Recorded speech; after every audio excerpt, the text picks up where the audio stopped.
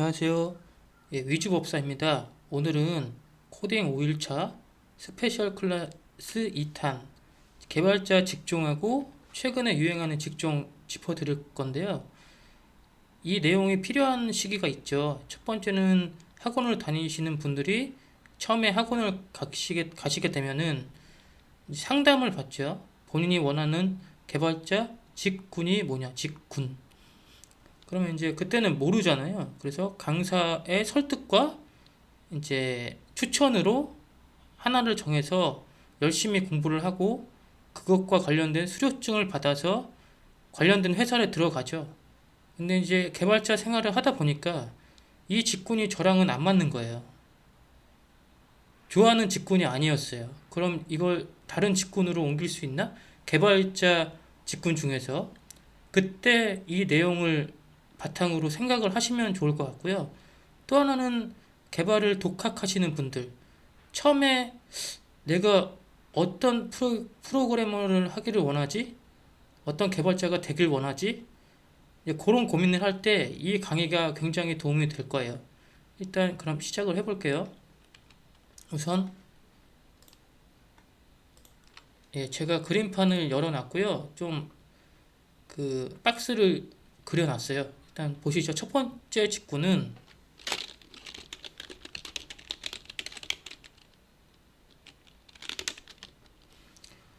자, 클라이언트 개발입니다. 클라이언트 개발. 클라이언트 개발에는 어떤 게 있을까요? 일단 너무나도 유명한 안드로이드 맞죠? 그리고 아이폰 그리고 응용 프로그램 하나씩 짚어볼까요? 이 안드로이드는 너무나도 유명하죠. 안드로이드 폰에서 돌아가는 앱. 언어는 예전에 자바를 썼고요. 요즘에는 코틀린이라는 언어를 쓰고 있죠. 맞죠? 아이폰은 이제 오브젝티브 C인가 쓰고 있고 스위프트라는 언어 혹은 개발 프레임워크를 쓰고 있다고 들었고요. 아이폰은 제가 안 해봐서 상세히 모르는데 현업에 한 7년, 6년 된 개발자분이 알려주셨어요. 이런 것들을 써서 앱을 만들고 있다. 그리고 응용 프로그램은 뭐냐면 저희 지금 윈도우즈 10 쓰고 있잖아요. 이 안에서 돌아가는 것들 저희가 쓰고 있는 게 뭘까요? 엑셀도 있고 맞죠? 그리고 파워포인트 맞죠? 또 포토샵 등등이 있잖아요 맞죠? 근데 이거는 이제 MFC라는 C++, VC++, 비주얼 C++, 그리고 C샵, 그리고 VB, .NET, 그리고 델파이, .NET 등을 써서 만드는 이제 영역이고요. 이걸 좀 옮겨드릴게요. 이렇게 만드는 영역이죠. 안드로이드, 아이폰, 응용 프로그램, 이제 클라이언트는 이렇게 좀 크게 구성되어 있고요. 예. 거의 중요 포인트는 잡아드린 거예요. 그 다음은 뭘까요? 그 다음은 들어보셨을 거예요. 프론트 엔드 개발 맞죠? 프론트 엔드 개발인데 이제 여기서 보시면 여기는 두 가지로 나뉘어요. 일단 써볼게요. 이제 JSP, PHP, ASP, ASP.NET 뭐 이렇게 있고요. 그리고 Vue, JS, React, Angular 뭐 이렇게 있고 그 다음에 여기다 붙일게요. 그 다음에 자바, 스크립트 이렇게 있고 그 다음에 HTML5, CSS, 뭐 XML 등등이 있죠. 자 여기서 보시면 또 하나 써볼까요? 여기다 Node.js 뭐 이런 게 있겠죠. 여기서 보시면 이쪽은 웹 서버 기반의 프로그래밍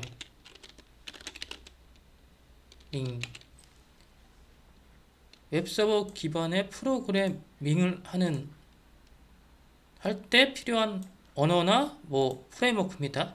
여기는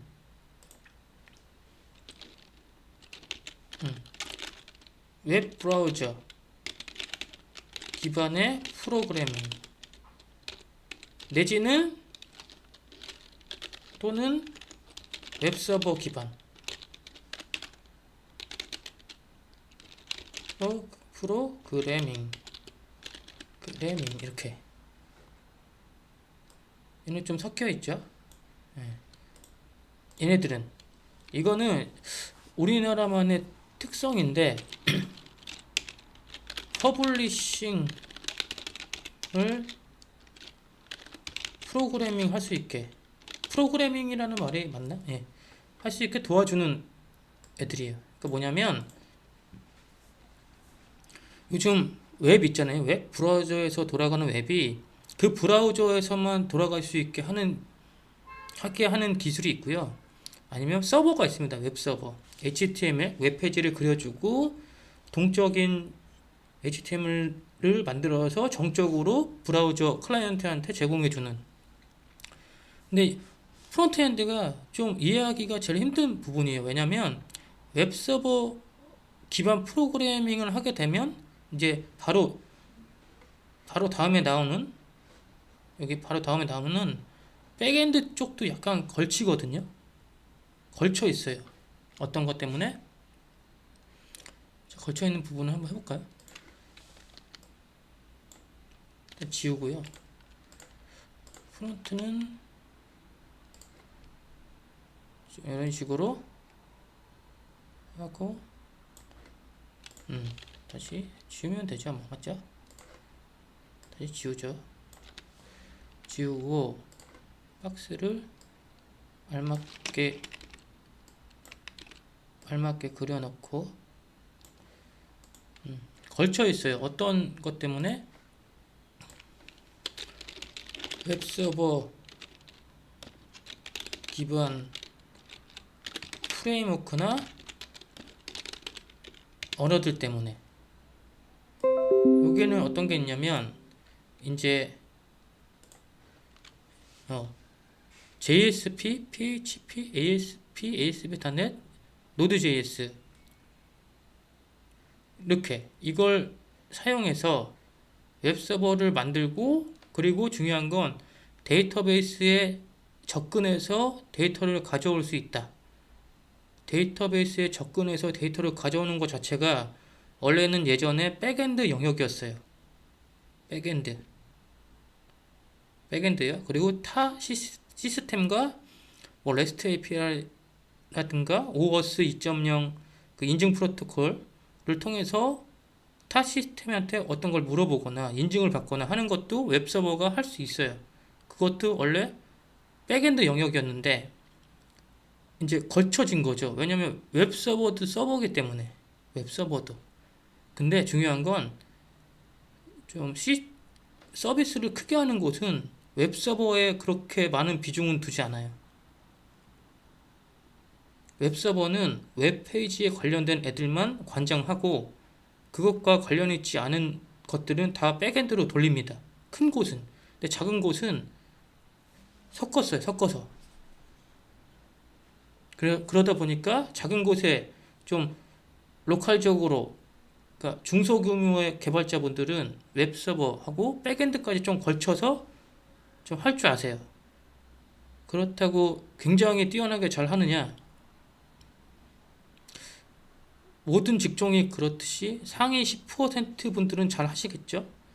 나머지 분들은 잘 모르겠어요. 제가 여태까지 겪어본 프론트엔드 개발자 분들 중에 잘하는 분들도 꽤 있었고요. 못하는 분들도 꽤 많았고 여기까지. 그리고 다음으로 넘어가 볼게요. 이제는 제가 좀 주로 했던 거죠? 하고 있고 백엔드 개발 그렇죠? 백엔드 자, 백엔드 개발 이거는 어떤 걸 만들까요?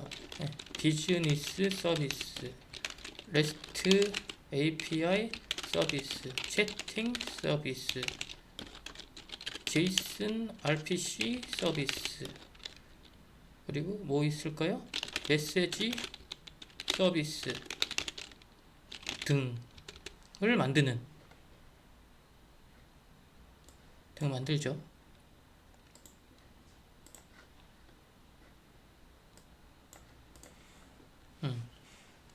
뭘 많이 근데 죄다 서비스네. 서비스. 예전에는 이게 서버였어요. 비즈니스 서버, REST API 서버, 채팅 서버. 근데 요즘에 서비스라는 말을 많이 써요. 이게 개발 패러다임이 좀 바뀌면서도 그렇지만 서비스라는 말을 백엔드에서는 굉장히 많이 씁니다. 그리고 사용 언어는 일단 프레임워크부터 스프링 프레임워크 있고요. 그리고 넷디 프레임워크 있고요. 그리고 닷넷 프레임워크 있고, 그리고 에이스라는 프레임워크도 있고요.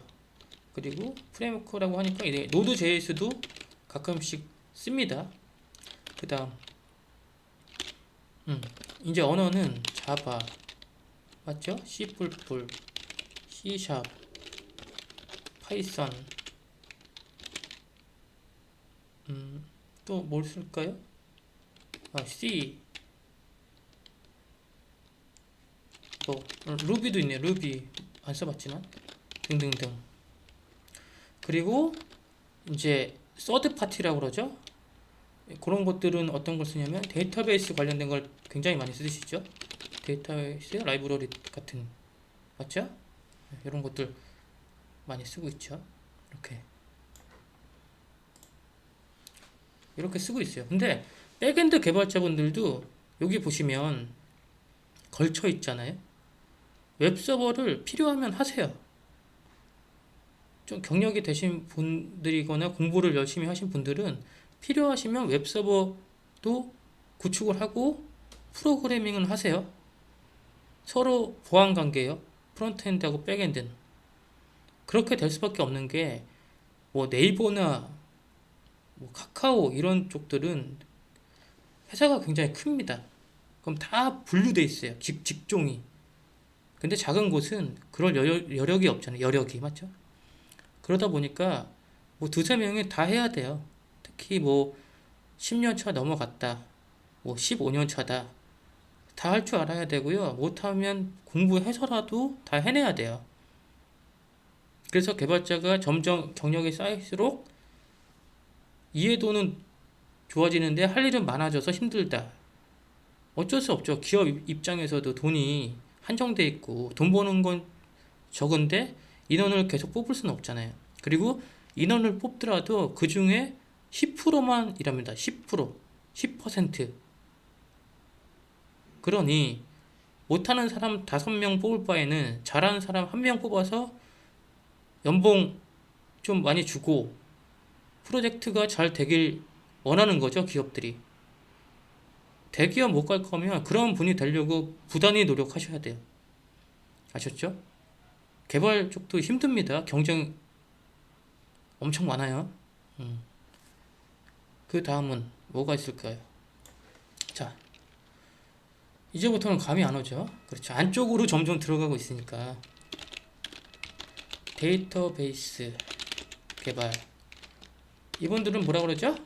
데이터베이스 어드미니스트레이터, DBA라고 하죠. DBA를 따로 보유하고 있다 회사가 규모가 꽤 크거나 생각이 좀 있는 회사죠. 이분들은 어떤 걸 주로 하냐, 어떤 걸 잘하고 어떤 걸 준비해야 되는지, 수학, 뭐 집합, 맞죠? 통계,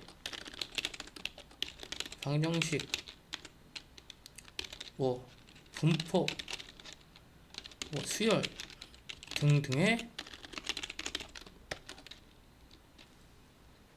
이런 걸 잘 하시면 좋고요. 또 하나는 이제 학교를 보면 좀 4년제 나오고, 맞죠? 석사 이상, 그리고 DBA 자격증 두세 개, 이상 갖고 계시면 데이터베이스 DBA만 전문적으로 뽑아서 이제 어떤 회사 거를 튜닝해 주거나 아니면 뭐 DBA 자격증이 있다면 어떤 기업의 전산실이나 데이터 관리실 가서 이제 좀 좋은 대우 받으면서 데이터를 관리하는 그런 직종입니다. 이분들이 쓰는 언어는 일단 기본적으로 SQL이라는 데이터베이스 언어를 쓰고요. 근데 언어보다는 그리고 튜닝 기법 그리고 데이터베이스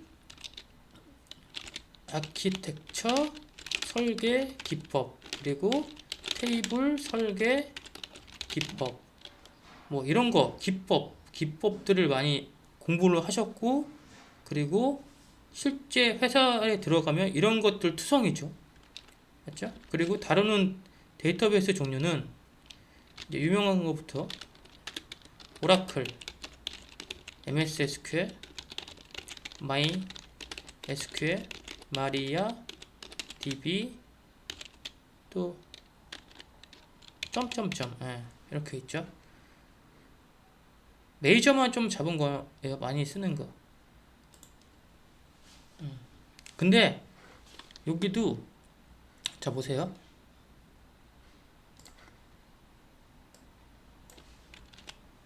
여기도 안 걸칠 것 같잖아요. 못 걸칠 것 같잖아요. 백엔드 개발자 설마 걸치나? 걸치죠.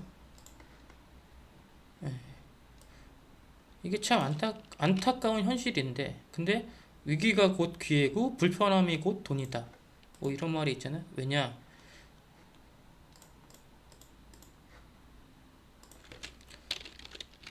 작은 곳 백엔드 개발자들은 중소기업에서 데이터베이스를 핸들링을 해요. 참 안 좋은 얘기긴 한데 어떻게 보면 백엔드 개발자 분들 중에서도 이걸 좋아하시는 분들도 있습니다. 백엔드라 하면 데이터를 데이터베이스 시스템에서 갖고 와서 이제 프론트엔드나 클라이언트 쪽에 제공을 하는 거란 말이에요. 로직에 맞게 굉장히 복잡한 로직에 맞게 데이터를 A와 B와 C와 D를 갖고 와서 뭐 조인을 건다든가 연결을 해서 그리고 필터링을 걸어서 적절한 값으로 주는 거죠. 어떤 프로토콜에 의해서. 그러려면 큰 업체는 DBA가 있어요. 근데 DBA 이분들이 이따 말씀드릴 거지만 몸값이 무시할 수준은 아닙니다. 초봉이 비싸요. 분봉 위로 올라갈수도 비싸고. 그러니까 못 쓰죠. 그러니까 백엔드 개발자분들이 이 영역까지 조금 공부를 하세요. 하면서 개발하시는 분들도 있고 해갖고 와서 잘 하시는 분들도 있고 경험에 의해서 하시는 분들도 있고 아무튼 걸쳐 있어요. 그러니까 백엔드는 양쪽에 다 걸쳐 있어요. 뭐 프론트엔드도 데이터베이스를 하시는 분도 있습니다. 하지만 한계는 있다라는 거죠. 직종의 한계. 그리고 프론트엔드는 개발 언어 자체가 좀 자유스러워요. JSP나 이런 거 빼고는 ASP 단에 빼고는 뭐 스크립트 기반은 제가 봤을 때 자유스럽습니다. 문법도 좀 틀려도 얘가 다 커버 쳐주고요. 에러도 잘 안 납니다. 그러니까 좀 얽매이는 걸 싫어하세요. 뭐 제 개인적인 느낌일 수도 있는데 백엔드는 그런 게 없어요. 그리고 그런 걸 싫어하세요. 또 정확해야 돼. 데이터 타입 인트야? 그럼 인트 넣어야지. 너 왜 더블 넣었어? 플로트 왜 넣었어? 잘려. 뒤에 소수점 잘려. 어떻게 책임질 거야? 이런 식의 유형들이 많아요. 그러니까 그분들도 처음엔 그렇지 않았지만 직군을 그렇게 선택하니까 성향이 바뀌신 거죠. 근데 두 분 다 잘못된 건 아니에요. 자연스러운 일이에요. 자연스러운 일. 근데 요즘 프론트엔드도 그렇게 하면 좀 알 수 없는 오류들이 간헐적으로 생겨요. 그래서 스크립트 중에 MS가 만든 타입 스크립트나 이런 게 나오는 게 걔는 좀 너 이런 거 하지 마. 좀 속박해요. 그 에러를 줄이기 위해서 자유도를 좀 떨어뜨리고 에러를 많이 잡으려고 해주죠. 그래서 웹 프론트엔드 개발자분들도 타입스크립트나 이런 정형화된 객체 지향적인 이런 거에 관심도가 지금 높아지고 있어요. 본인들도 이제 감당이 안 되거든요. 어디서 오류가 나는지 몰라. 어디서. 맞죠? 좀 말이 빨라졌는데 아무튼. 예. 그리고 뒤쪽을 볼까요? 여기는 이제 좀 핫하죠? 저 힌트를 드리면 알파고 이세돌 이후로, 그 전에도 핫했지만 뭘까요? 눈치가 좋으신 분들은 금방 아실 건데, 머신러닝, 딥러닝, 그리고 이걸 데이터 과학이라고 하죠. 과학.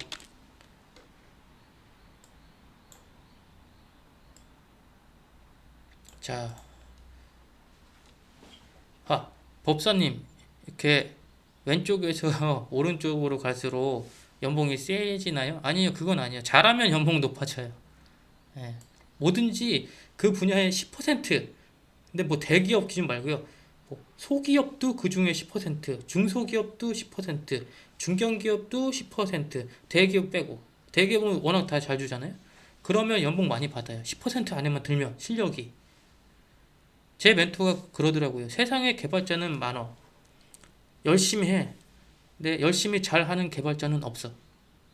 그 말이 딱 맞습니다. 제가 17년 하면서 이제 밑에 분들하고도 일 많이 해봤고, 뭐 저보다 뛰어나신 분들 뭐 다 진짜 많이 만나봤거든요. 그 말이 맞아요. 열심히 하고, 열심히 하죠, 다. 열심히 안 하시는 분들도 있어요, 가끔. 근데 그건 모르겠고, 열심히 해도 잘하기 힘들어요, 이 분야가. 여기 보세요. 직군이 왜 이렇게 많어? 그리고 언어 이렇게 많았어? 놀랄 노자죠. 아직 끝나진 않았어요. 또 볼까요? 네. 자, 머신러닝. 이분들은 정말 제가 머신러닝하고 딥러닝을 이제 천천히 집중해서 리서치를 하고 있습니다. 저도 그쪽을 준비하고 있어요. 자, 보세요. 이것도 수학입니다. 근데 뭐 미적분 나오고요. 행렬, 벡터 나오고요. 2차 방정식, 그리고 수열. 맞죠? 또 뭐 있을까요? 정규분포. 그리고 또 삼각함수. 또 뭐 있을까요? 이렇게 등등등. 등등. 제가 이제 여태까지 알았던 부분 기준으로 말씀을 드리는 건데, 이거 말고도 수학과 과학적인 지식이 많이 필요해요. 수학, 과학은 좀 그렇고요. 왜냐하면 머신러닝이라는 것 자체가 어떤 엄청난 큰 데이터를 가지고 수학적인 저런 그 공식이나 기법들로 해서 예측을 하는 거예요. 예측 기법이거든요. 딥러닝이나 머신러닝은 예측. 저희도 이 두뇌가 예측을 하는 걸 수 있잖아요. 맞죠? 어떻게 크게 보면, 이거 그 다음에 어떻게 되지?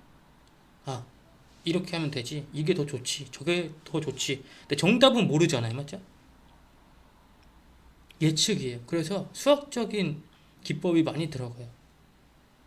미적분, 기울기, 이거 왜 알아야 되냐면, 그 기법 중에 경사하강법이라는 게 있어요. 그건 곡선의 기울기를 찾아야 되는데, 그게 뭐 미분이잖아요. 맞죠? 곡선의 기울기가 극한값을 써서 리밋을 걸어서. 맞죠? 여기까지.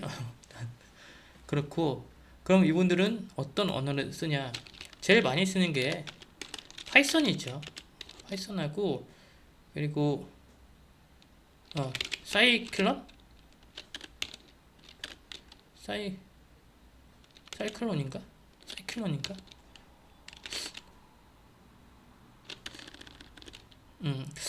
제가 봤는데 잠시만요. 이름이 뭐였더라?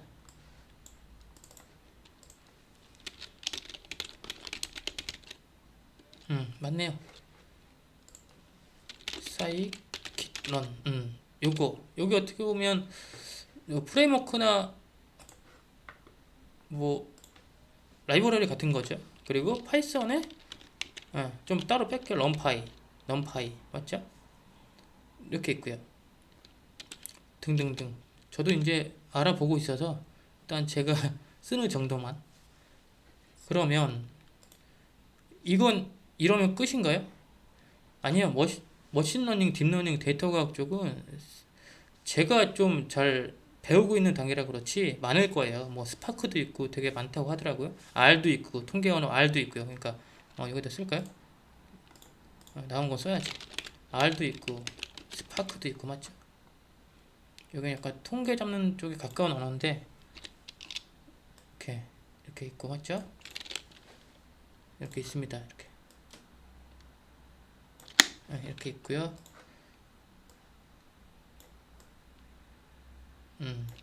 그리고 등등. 제가 스파크는 좀 써보다 말아가지고요.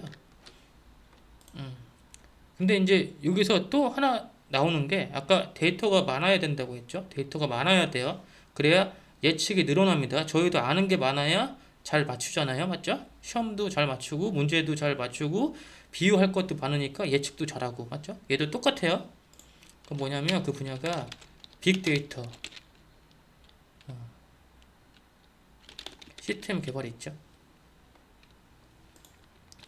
빅데이터가 나온 이유는 어떻게 보면 위에 것 때문에 그래요. 머신러닝, 딥러닝, 데이터 과학을 하기 위해서 데이터를 계속 제공을 해서 예측을 하는 거죠. 오늘 비 와서 아이스크림이 잘 팔렸는데 내일도 비가 오게 되면 아이스크림이 얼마나 더 잘 팔리지? 뭐 이런 것들. 내일은 얼마나 안 팔리지? 날짜별로 지금 여름인데 겨울인데 가을인데 그걸 사람 머리는 못 합니다. 이게 뭐 하루 이틀 예측하는 건 하겠지만 그걸 한 5년, 10년짜리 데이터를 가지고 하려면 예측이 불가능하잖아요. 맞죠? 예전에도 있었죠. 뭐 R이나 엑셀. 근데 R 스파크도 진화를 한 거예요. 빅데이터를 만남으로써. 그리고 머신러닝까지 가니까 더욱더 인공지능화 되는 거죠. 인공지능화. 알아서 다 제공을 해주는. 근데 예측이에요. 예측. 틀릴 수 있다. 그러니까 머신러닝, 딥러닝 하시는 분들은 데이터 모델을 만든다고 해요. 모델이 뭐냐면 수학 모델이거든요. 수학 모델. 어떤 x 피처 값을 100개를 가지고 특정 값을 주면 얘가 사과야, 포도야, 뭐야. 한번 해봐요. 근데 해봤더니 잘 못 맞춰. 그럼 모델을 바꾼다고요. 모델을 바꿔서 수학적인 기법을 바꿔서 또 다른 값을 아니면 똑같은 값을 넣어줘서 올라갔어. 그 모델을 키워주는 거죠. 그럼 그 모델을 이제 머신러닝 시스템에 넣어서 빠르게 예측해서 결과를 제공해 줄 수 있는 그런 걸 하는 게 지금 머신러닝, 딥러닝, 데이터 과학 쪽의 분들이에요. 근데 데이터 과학은 좀 더 좀 기술적인 알고리즘을 연구한다든가 뭐 이런 분들이라고 알고 있고요. 빅데이터 분들은 뭐 하느냐? 그러니까 제가 말하는 빅데이터가 뭐 100기가 1테라 말하는 게 아니에요. 뭐 100테라, 뭐 페타바이트 진짜 큰 데는 뭐 구글 같은 데는 장난 아닐 거잖아요. 서버만 뭐 몇만 개라는데 맞죠? 놀랍죠? 서버 센터가 무슨 외계인 잡아놓는 그렇게 생겼어요. 그럼 빅데이터는 어떤 기술을 쓰는지 볼까요? 유명한 거 있죠? 하둡. 또 뭐 있을까요? HDFS 시스템 쓸 테고, 피그, 하이브, 맞죠? 또 스파크도 여기 듭니다. 또 분석 툴이죠. 빅데이터와 연결돼서 하는 분석 툴. 또 뭐 있을까요? 뭐 이게 맞나? 카산드라? 이거는 그 컬럼형 데이터베이스, 컬럼형 데이터베이스 등등을 쓰죠. 이것도 기술이 굉장히 많습니다. 저 이거 구축을 해봤거든요, 혼자. 꽤 어려워요. 오래 걸리고요. 꽤 어렵습니다. 그리고 서버의 분산 개념도 알아야 되고 세팅도 할 줄 알아야 돼요. 매뉴얼 만들면서 했었는데 오래 걸렸습니다. 제가 뭐 머리가 나쁠 수도 있는데 일단 이렇게 구성이 되어 있어요. 그래서 빅데이터도 자격증이 있습니다. 그걸 따시고 업체에 문을 두드리셔도 돼요. 빅데이터 자격증 하면 나올 거예요. 준 데이터 뭐 관리자 자격증도 있고 데이터 관리자 자격증도 있고 빅데이터 그렇게 되어 있고요. 일단은 이렇게 알아봤어요. 맞죠? 그럼 하나 클라이언트, 둘 프론트, 셋 백엔드, 넷 데이터베이스, 다섯 머신러닝, 딥러닝, 빅데이터 여섯, 일곱 크게 잡아도 7개의 직군이 나오죠. 그러면은 이제 제일 궁금해하는 연봉? 연봉이라고 할까요? 연봉은 어떻게 돼요? 각 직군에. 일단 이 세 직군만 볼게요. 이 클라이언트, 프론트엔드, 백엔드. 예상외로 클라이언트, 안드로이드, iOS가 평균이 좀 높아요. 왜냐? 이건 좀 거품 시절이 있었어요. 버블. 그 스티브 잡스가 이게 되게 뭐 엄청 신문물인 척 해가지고 특히 아이폰부터 시작했죠. 아이폰 개발자분들 몸값이 뭐 천정부지가 됐죠. 근데 지금은 이제 반토막 났죠. 그래도 그 버프 현상 때문에 높아요. 아직까지도. 잘만 하시면 아이폰 기준으로 한 8년 넘어가면 7, 8천도 받을 수 있어요. 7, 8천만 원 연봉. 근데 못하면 못 받아요. 예. 냉정하게 말씀드리면 모든 개발 직종은 다 그렇듯이 못하면 못 받고요. 심지어는 자릅니다. 수습이라는 기간이 있어요. 3개월 모든 회사엔. 그럼 법적으로 내보낼 수 있어요. 그리고 다니는 사람도 법적으로 그냥 자유롭게 나갈 수 있습니다. 마음에 안 든다고. 음. 그거는 명심하셔야 돼요. 그래서 지금 저 위즈법스랑 하는 이 강의도 열심히 하셔요. 열심히. 재밌게. 알았죠? 할 수 있어요. 제가 그러잖아요. 할 수 있다고. 제 머리 갖고도 17년을 해왔는데 할 수 있습니다. 알겠죠? 화이팅. 갑분사. 일단 그리고 자 프론트엔드 그리고 응용 프로그램 쪽 요쪽은 어디지 마우스 포인트가 뭐야 여기 있죠 이쪽은 시장이 많이 죽었죠. 저 위에 애들 때문에. 요즘 뭐 휴대폰을 더 많이 보잖아요. PC보다. 이건 PC용이기 때문에 많이 죽었는데 그래도 저기 공장 자동화 아니면 뭐 국가 프로젝트 뭐 이런 거 그리고 보안이 좀 요하는 프로그램 이런 것들은 성능 이런 것들은 아직도 기업이 있고요. 프로그래머를 모집하고 있습니다. 하지만 희소성은 있는데 돈은 그렇게 안 돼요. 제 주변에도 몇 분이 다니시는데 연봉 협상도 낮고요. 왜냐하면 기업이 돈을 잘 못 버니까 많이 산업이 축소돼서. 근데 뭐 이거 재밌습니다. 얘는 눈에도 보이고 재밌는데 그리고 이제 오래됐잖아요. 그래서 뭐 책도 좀 많이 줄긴 했지만 책 한 권 사면 뭐 잘 할 수 있고요. 블로그도 찾아보면 꽤 많아요. 좋은 거. 매력이 좀 있죠. 저도 해봤습니다. 2, 3년 차 때 저 MVC 가지고 그리고 처음 신입 개발자일 때는 C샵하고 VB 단넷을 가지고 개발을 해봤어요. 근데 저는 이게 적성에 안 맞아서 서버로 넘어온 거고요. 준비를 해서 한 3, 4개월 혼자 준비해서 백엔드로 온 거죠. 프론트 개발은 거의 없고요. 예. 일단 응용 프로그램 쪽은 이쯤에서 정리하고요. 그리고 프론트엔드 개발 이게 참 편차가 되게 심한데 잘하는 분도 저쪽 안드로이드 아이폰보다 못 받을 때도 많이 받고요. 못하는 분은 더 최악이겠죠. 그래서 이쪽으로 가시는 분들은 처음 회사를 차분히 다니시고 그 다음에 실력이 된다면 회사하고 연봉 딜을 하셔야 돼요. 꼭. 안 그러면 빨리 이직을 하셔서 좀 큰 회사로 가시는 게 좋아요. 솔직히 말씀드리면. 뭐 사장님들은 싫어하시겠지만 어쩔 수 없어요. 여기는 하는 사람도 많고 그리고 안드로이드 아이폰보다 좀 많이들 배우시더라고요. 학원에서. 그러니까 경쟁자들이 너무 많고 그러니까 수요보다 공급이 너무 많아. 과잉 공급이야. 그럼 어떻게 되죠? 단가가 떨어지죠.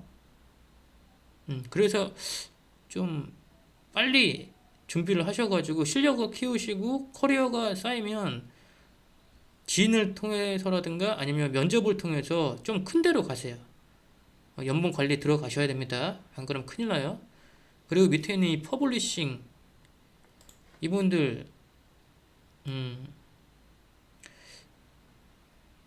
미국이나 이런 데는 없어요. 퍼블리셔라는 직종이 제가 알기로. 그러니까 프론트엔드 개발자가 다 해요. 다 공부해가지고. 근데 한국만 유독 떨어져 나왔죠. 근데 잘 받는 분들은 잘 받는데 못 받는 분들은 프론트엔드 개발자보다 더 못 받아요. 더. 퍼블리싱 기술이 필요하다고 느끼는 것도 별로 없고요. 예. 그러니까 프론트엔드 개발자들은 퍼블리싱 기술까지 갖고 있으면 플러스 알파 요인이 되는 정도. 퍼블리셔 분들한테 참 죄송한 얘기지만 잘하는 분들은 많이 받습니다. 정말 많이 받아요. 근데 제가 그랬잖아요. 10%라고. 산업계 다 통계 치면 거의 10%래요. 10%. 억대 연봉? 아유, 열심히 해야죠. 맞죠? 자, 근데 지금 클라이언트, 안드로이드, 아이폰, 응용 프로그램, 프론트엔드, 퍼블리셔 이 분들 중에도 억대 연봉자들은 있습니다. 반드시. 제가 못 만나봤지만 있어요. 그래, 백엔드 왔습니다. 백엔드. 백엔드는 일단 초봉은 프론트엔드 그리고 안드로이드 아이폰보다는 그래도 좀 챙겨주려고 하죠. 왜냐면 백엔드가 없으면 서비스 자체가 지탱이 안 되기 때문에 뭐 서버리스 뭐 프로그래밍 얘기하시는 분들도 있는데 해보시면 아 내가 괜히 그런 말 했구나 불가능하구나 아직은 힘들어요. 서버가 없다고 어디 있습니다. 물리적인 서버만 안 보일 뿐이지 그냥 멋있게 말하려고 예, 한계가 있어요. 대규모 서비스 할 때는 힘들어요. 그리고 수년간 클라이언트 투 서버였는데 그걸 한 방에 뒤집는다? 인프라가 지금 한 얼마야? 일단 기본 50년은 넘었는데? 그건 말이 안 되는 게 억지입니다. 일부분 억지고요. 그래서 이분들은 진짜 한 15년 전엔 엄청난 몸값을 자랑했죠. 이때 이런 기술도 없었어요. 뭐 스프링 이런 게 어디 있습니까? 넷디 없어요. 에이스 프레임워크는 있었던 걸로 알고요. 예, 꽤 오래된 애거든요. 이 에이스 프레임워크도 굉장히 좋습니다. 하나의 언어로 여러 가지 플랫폼을 커버칠 수 있는 원소스 멀티 플랫폼. 이 삼성, 뭐 로키드 마틴 있죠. 로키드 마틴 군수업체 미국. 걔네들도 예전에 시스템 설계할 때 에이스 프레임워크 했습니다. 근데 이거 저 할 줄 알아요. 근데 굉장히 어려워요. C도하고 C++ 둘 다 할 줄 알아야 돼요. 이제 머리에 쥐가 납니다. 네, 해봤고요. 음. 백엔드 개발자분들은 초봉은 그래도 다른 직군보다 좀 높고요. 근데 이제 점점 갈수록 안드로이드 iOS의 그 연봉 인상률이 가파라져요. 그러니까 어느 순간 따라잡히고요. 프론트엔드 개발자들은 백엔드 개발자분들 연봉을 못 따라잡아요. 왜냐면 제가 그랬죠. 프론트엔드는 거의 박봉이라고 처음에 잘 안 주어요. 사람이 너무 많아서. 근데 백엔드 사람이 없나요? 스프링 많이 들어봤고 자바 많이 들어봤는데 꽤 있죠. 근데 서버 개발자들은 많이 필요해요. 왜냐면 비즈니스 서비스 저 REST API 서비스만 해도 덩치가 엄청 크거든요. 왜냐 그 어떤 한 회사의 서비스에 관련된 비즈니스 서비스나 그런 서비스들을 제가 다 처리해 줘야 돼요. 문제가 생기면 제가 다 커버해 줘야 돼요. 안 그러면 프론트엔드, 백엔드, 저 클라이언트 다 멈춰버리거든요. 결제도 안 되고, 기업 입장에서 돈 벌어야 되는데, 저게 어떻게 보면 숨어있지만 중요한 애거든요.